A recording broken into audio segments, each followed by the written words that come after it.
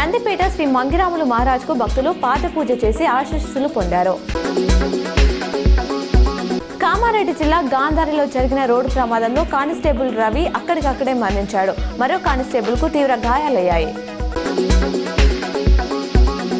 నగరంలోని శానిటేషన్ డ్రైవర్లకు ప్రతి నెల జీతాలు రాక ఇబ్బంది పడుతుంటే డంపింగ్ యార్డ్ సరిగ్గా లేక చెత్త సమస్యతో నానా అవస్థలు పడుతున్నారు.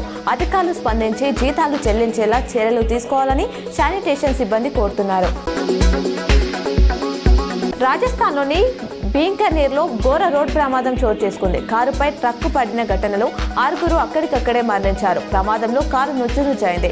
సమాచారం అందుకున్న పోలీసులు రెస్క్యూ చర్యలు చేపట్టారు. క్షతగాత్రులను ఆసుపత్రికి తరలించారు. ఘటనపై దర్యాప్తు చేపట్టినట్లు పోలీసులు తెలిపారు.